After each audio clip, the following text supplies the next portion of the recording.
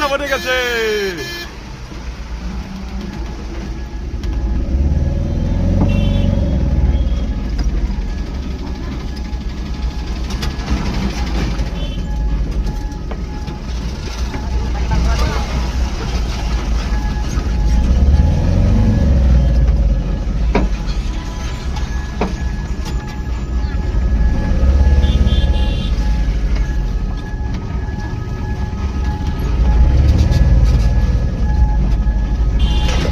এদিকে গেট পড়তেছে, এদিকে প্রচুর বস্তা পড়ে গেছে।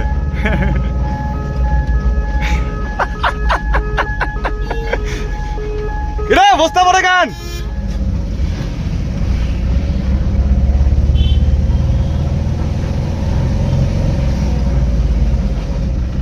আর গাড়ি ঘোরানো কি জায়গা পায় না নাকি? বাহ,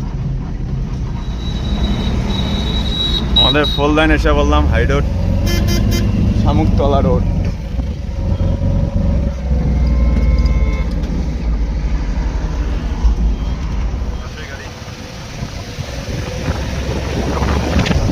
আমার গাড়িতে বাস লোড আছে, এখন নিয়ে যাব তেঁতুলতলা বাস নিয়ে।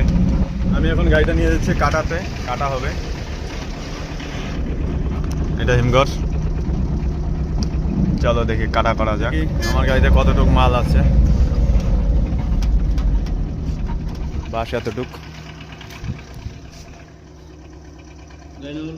WB69 এটা গাড়ির ওজন। জানো না